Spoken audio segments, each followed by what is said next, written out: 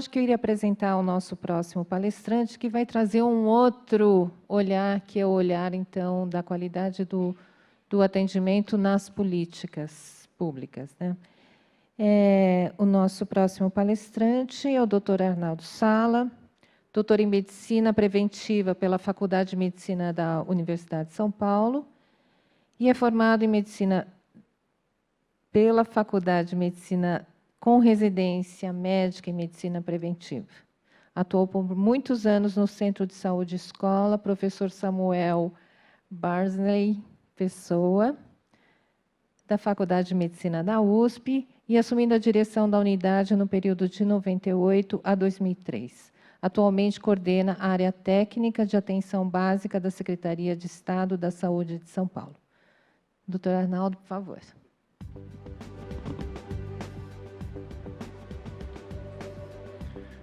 Boa tarde a todos, boa tarde a todas.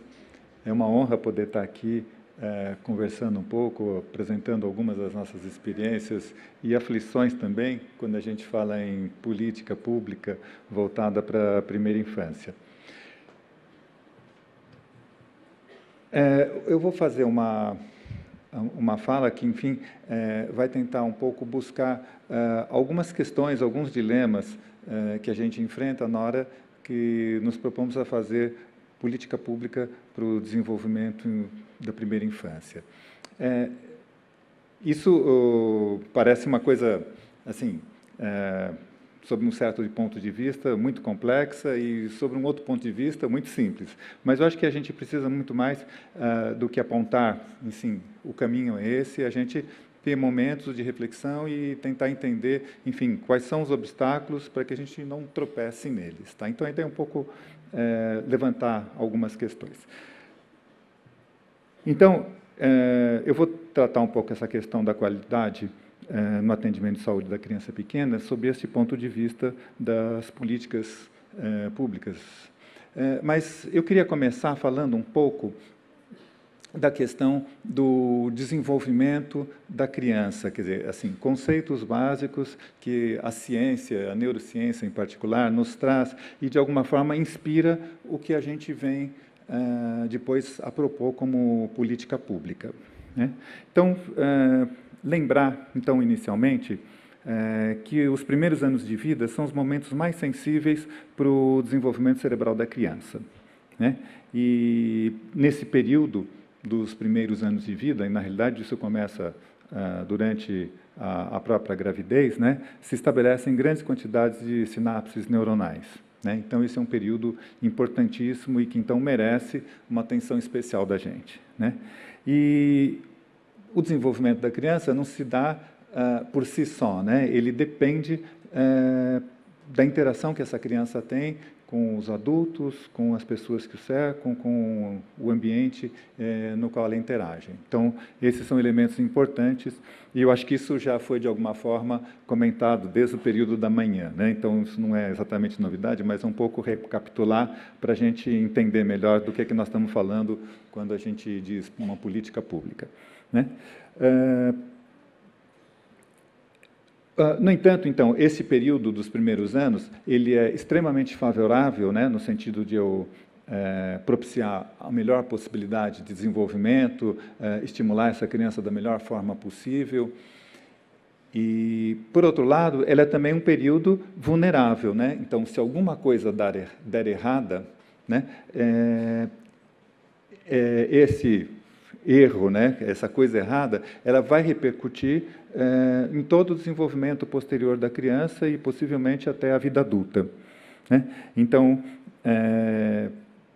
a gente tem o conceito de estresse tóxico, né, que, então, a criança que vive, por exemplo, cronicamente numa situação de estresse, ou por carências físicas, carência nutricional, ou por estar exposta a uma situação de violência doméstica frequente ou permanente, essa criança certamente vai ter muito mais dificuldades no sentido do desenvolvimento infantil adequado do que uma criança que foi estimulada, que não foi exposta a um estresse crônico, né? Então, isso faz diferença.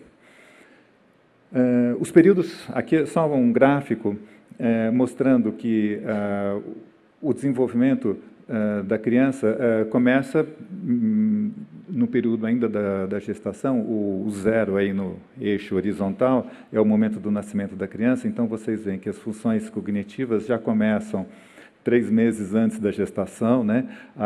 As vias sensoriais começam também por volta desse período, e a questão da linguagem também já começa antes do parto.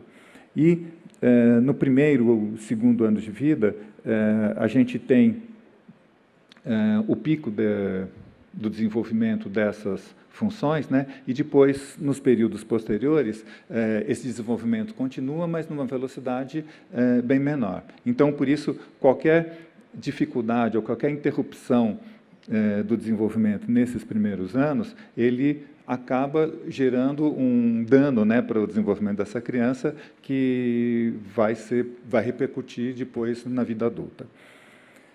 Então, e esse desenvolvimento, ele pode ser medido desde incidência de doenças, desenvolvimento da linguagem, desenvolvimento cognitivo da criança, habilidade de comunicação, maturidade emocional. E se a gente for ver a população já adolescente, adulta, a capacidade de se inserir no mercado de trabalho, de ganhar dinheiro, a própria possibilidade de criminalidade, enfim, tem uma série de questões já na vida adulta que podem ser repercussão de um desenvolvimento infantil inadequado, né? E então, aqui é um gráfico mostrando assim o retorno por recurso investido, né? Então, quando eu faço investimento nos primeiros anos de vida, o retorno é muito maior do que um investimento que eu faça depois para uma criança já maior, num adolescente ou num adulto, em termos de desenvolvimento. Bom, então, quando a gente vai falar em políticas públicas, uma primeira questão é o conhecimento científico, que eu já fiz uma breve recapitulação, né? E que, então, isso precisa estar muito bem claro, muito bem ancorado, porque isso justifica, de alguma forma, o investimento, inclusive financeiro, que a gente vier a fazer. Então, quando a gente fala em política pública, a gente fala em investimento que a gente tem alguma possibilidade de efetividade. Eu tenho que ter alguma garantia de que isso vai dar certo, né? Então, por outro lado, eu preciso também ter ferramentas já mais ou menos conhecidas de, enfim, como é que eu posso propiciar o desenvolvimento infantil. Não basta eu saber que o desenvolvimento acontece nos primeiros anos de vida, sobretudo, né? Eu preciso saber como propiciar o ambiente, as condições adequadas para isso. E uma terceira questão que me parece que é importante é a existência de iniquidades. Isso já foi falado desde o período da manhã, né? Mas que então as pessoas não são todas iguais, né? E quando eu falo em políticas, eu preciso pensar um pouco em como é que eu vou lidar com as diferenças entre as pessoas, né? E são diferenças de várias ordens e a gente precisa considerar todas elas. Então, como organizar políticas públicas para o desenvolvimento infantil? Começa primeiro para a gente pensar nessas questões. Então, eu acho que a gente precisa considerar 3 coisas. Inicialmente, a questão da equidade, né? Ou seja, as oportunidades de acesso, né? A questão do alcance. Eu preciso ter políticas que sejam de alcance de toda a população, né? Porque senão elas não viram exatamente políticas públicas, elas são políticas muito mais focais, né? Agora, uma política pública que se propõe a atingir toda a população, ela também vai ter que enfrentar os grupos mais vulneráveis. É um pouco a resposta operacional para a questão da equidade ou da iniquidade, né? Então, eu preciso discriminar grupos ou pessoas ou indivíduos que necessitam de ações especiais, né, para reduzir esta iniquidade. Só para lembrar, eu tenho aqui 2 mapas do estado de São Paulo. O do lado esquerdo é um índice que foi lançado recentemente, é o índice da primeira infância, índice paulista da primeira infância, que ele dá um espelho de como que a gente distribui aqui os 645 municípios do estado em termos de como é que eles estão sob esse ponto de vista da primeira infância, tanto no sentido da área de educação como da área da saúde. Então, ele é um indicador composto. Eu não vou entrar nos detalhes do indicador, porque senão meu tempo vai acabar, né? Mas só para mostrar que a gente tem regiões aí que estão em vermelho, que estão com um índice baixo, ou seja, são municípios mais vulneráveis, né? E os amarelinhos e os azuis, né, que são os amarelos, verdes e azuis, que são os municípios que estariam na melhor posição. No outro, eu tenho o já mais conhecido IPRS, né, que foi um índice produzido pela Assembleia Legislativa, que trabalha com indicadores de saúde, riqueza e educação, né, e que também faz um indicador composto. Da mesma forma, os vermelhinhos, as cores mais escuras, são os municípios em pior situação, né, e os azuis e os verdes são em melhor situação. Eles mais ou menos se superpõem, né, não por acaso. Mas isso para mostrar que, enfim, quando eu vou trabalhar na política pública, eu preciso considerar isso, né? Eu preciso considerar a diferença entre os municípios, já que a gente está trabalhando com municípios que possuem autonomia, né, tanto em relação à saúde como em relação à educação. Então, isso precisa estar bem posto para a gente, né? E precisamos lembrar também que, numa mesma cidade, né, eu tenho abismos, né, em termos de equidade, aqui um verdadeiro apartheid, né, assim, grandes prédios de alto luxo, né, convivendo lado a lado com uma favela, né. O pessoal aqui da cidade de São Paulo conhece muito bem onde é que é isso, né, mas acho que isso acontece em São Paulo e acontece também em outros municípios. Então, isto também é iniquidade e também a gente precisa estar lidando com estas situações. E se a gente for examinar aqui esse conjunto de casas sem a cobertura dos tijolos, né, a gente vai encontrar também iniquidades nesta população, né? Na hora que a gente vai discriminando e vai capilarizando, a gente vai encontrando também diferenças nesse grupo de população. Então, tudo isso exige da gente respostas, né?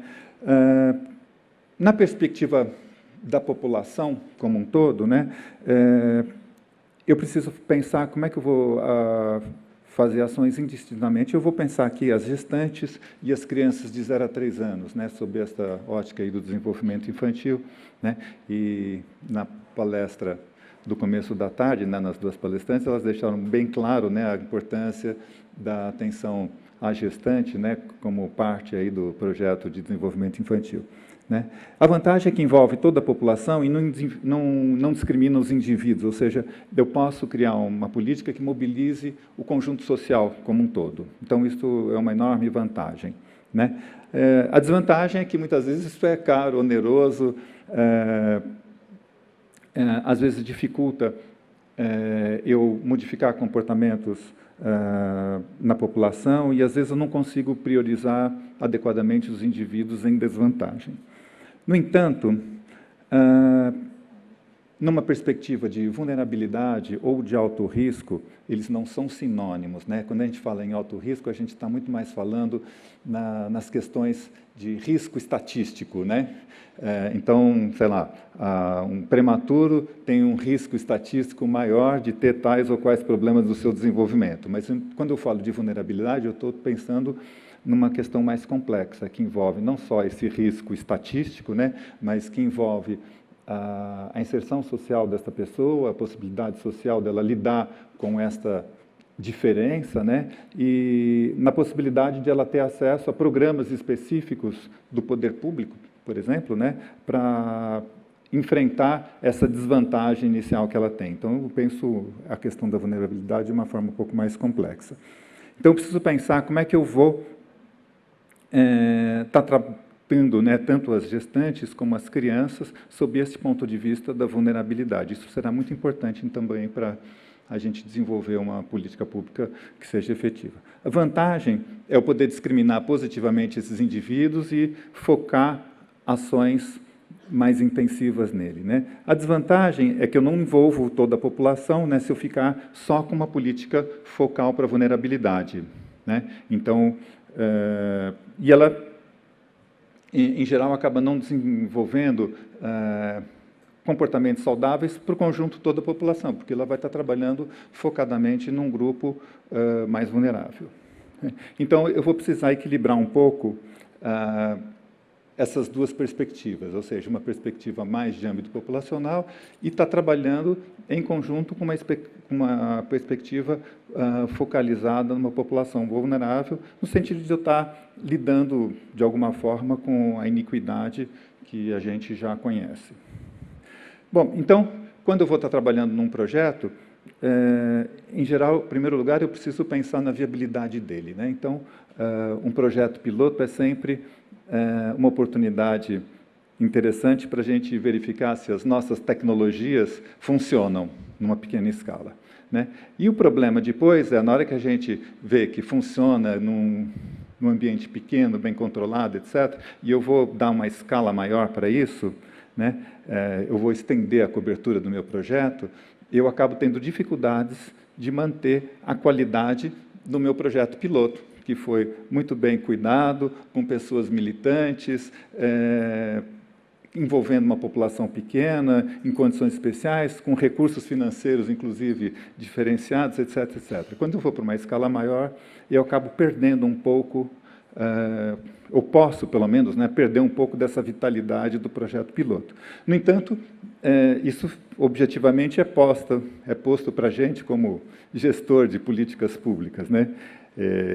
E uma terceira questão é a gente poder estar avaliando o impacto dessas políticas, né? Então, muitas vezes a gente faz as políticas e a avaliação que a gente tem é a aceitação política da população de que se isso foi legal ou não foi legal, né? Mas a gente acaba tendo dificuldade, muitas vezes, de fazer uma avaliação mais objetiva de se o investimento financeiro, inclusive, que a gente fez, tem um retorno que a gente esperava, né? A gente, às vezes, não completa esse ciclo, e eu acho importante a gente mudar um pouco a nossa cultura, né, como gestor de políticas, né, e incluir isso como preocupação permanente. Eu vou falar rapidamente do programa São Paulo pela Primeiríssima Infância, que é um programa que agora está sendo lançado pela Secretaria de Estado da Saúde, em parceria com a Fundação Maria Cecília Souto Vidigal, e também com a parceria da Secretaria de Desenvolvimento Social e da Educação do Estado. Esse programa, ele objetiva a questão do desenvolvimento infantil e foca principalmente no desenvolvimento nos 3 primeiros anos de vida, né? E ele trabalha com 4 eixos, né? A questão da governança, a formação de profissionais para o desenvolvimento infantil, mobilização social e avaliação, né? Vou falar rapidamente o que se trata esses 4 termos, né? Só para ter uma ideia melhor, né? Então, quando eu estou falando em governança, eu estou falando em comitês regionais e municipais, apoio às lideranças desses municípios e das regiões onde esse projeto está sendo colocado, lembrando, né, que é uma ação sempre intersetorial, é uma ação que envolve a saúde, que envolve a educação e que envolve o desenvolvimento social, né? E isso, então, terá que ser feito conjuntamente, articuladamente, não só no âmbito do Estado, mas no âmbito de cada região e de cada município, né? Aqui eu queria, assim, abrir um parênteses, né, que eu estava conversando agora mais cedo sobre essa questão.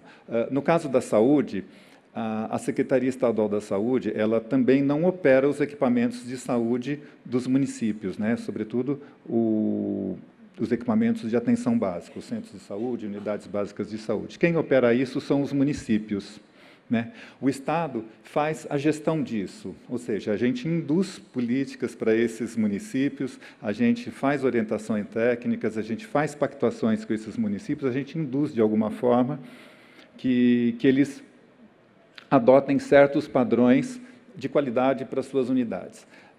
No caso da educação, a gente não tem este tipo de gestão sobre a educação infantil, né? A Secretaria Estadual de Educação, ela trabalha muito mais do ensino básico para frente, ou seja, a partir dos 6, 7 anos de idade, e deixa a criança pequena, né, de 0 a 6 anos, mais por conta da iniciativa do município, né? E a gente, tanto na saúde como na educação, né, vive, como foi falado de manhã, né, pela Maria Malta, a questão da municipalização e da autonomia desses municípios para fazerem exatamente o que eles quiserem, né, em relação a essas políticas sociais, né? E o Estado e o próprio governo federal cabem coordenar e induzir apenas, né? E eu acho que no Estado de São Paulo a gente precisa ter um esforço permanente de estar induzindo esses municípios, não só no sentido da saúde, mas também envolver melhor a questão da educação. Mas isto ainda é um desafio, né? Não é um problema, não é uma questão ainda inteiramente resolvida. A questão da formação dos profissionais, eu estou falando tanto dos profissionais da área da saúde, sobretudo das unidades básicas de saúde, como os profissionais das creches e todas as escolas que trabalham com a criança de 0 a 6 anos. Né? Eu acho que já foi falado no período da manhã, né, a importância de eu ter esse trabalho com as creches feito de uma forma com qualidade, né? E o Setúbal trouxe aqui alguns elementos de como a gente precisa trabalhar com a questão da saúde também nessa mesma perspectiva da qualidade. Embora você tenha tratado um pouco mais da questão da criança internada, mas acho que a criança ambulatorial, o seu exemplo da injeção é bem emblemático, né? Então, a gente tem que trabalhar as nossas unidades para que elas sejam acolhedoras, né, e que elas tenham todo este ambiente, toda a possibilidade de não estar provocando um estranhamento para essas crianças. O São Paulo pela Primeiríssima Infância, a gente lançou agora em 25 de setembro, né, em 111 municípios, né, totalizando 5 milhões de pessoas, né, que vivem nesses municípios. Esse projeto ele iniciou, na realidade, como um piloto na região de Jundiaí, né, em 2012, né, e foi muito mais uma iniciativa local e da própria Fundação Maria Cecília do que uma iniciativa do Estado. Mas, a partir do momento que isso deu certo, ele acabou, de uma forma ou de outra, envolvendo também a Secretaria da Saúde, que, enfim, comprou a ideia por achá-la interessante, oportuna, para ser desenvolvida numa escala maior, né? Em 2013, foi feito um convênio com essas regiões, né, no sentido de, então, explicitamente ter o Estado como promotor de uma política, e foi escolhida essas regiões, que eram regiões mais oportunas para estar desenvolvendo o projeto, né, e que são esses 101 municípios que eu estou falando. Aliás, são menos, são 41 municípios nessa fase, né? E então foi feito convênios em 2013. Isso ainda não foi implantado em todas as 5 regiões, né? A região do litoral norte do estado de São Paulo ainda está para ser desenvolvido a partir do início do ano que vem, mas as outras 4 regiões já estão funcionando, né? Então já tem o projeto em andamento, né? E agora a gente está se propondo, né, como Secretaria da Saúde, a estender para esse outro grupo de municípios, que não por acaso, né, são aqueles municípios que ficam lá em vermelhinho, naquele mapa que eu mostrei para vocês, né? Então, são áreas mais carentes, com necessidades de um investimento nessa área mais importante. E a ideia é que a gente venha depois a estender isso para todo o Estado, mas isso ainda não tem um prazo definido, né, e nem também recurso definido para isso, né? Bom, só para finalizar agora, a gente está trabalhando com unidades básicas de saúde, está trabalhando com as creches, escolas e espaços públicos, quando a gente fala nesse projeto do Primeiríssima Infância, né? E eu vou falar uma coisinha mais particular em relação à saúde, porque eu acho que a parte da educação infantil já foi um pouco trabalhada no período da manhã. Então, do ponto de vista dos equipamentos de saúde que compõem o programa, o que é que nós precisamos fazer, né? Então, a gente tem um conjunto de unidades básicas de saúde. No estado de São Paulo, hoje, a gente tem 4.400 unidades básicas de saúde, né? Nessas regiões que já estão iniciando o projeto, enfim, é um pouco menos, então é menos desafiador, mas ainda assim bastante desafiador, né? Então, a gente vai ter que estar trabalhando tanto a gestante como a criança até os 3 anos de vida, né? E vamos ter que organizar a unidade de saúde para que ela seja acolhedora. Então, eu não posso mais pensar em ter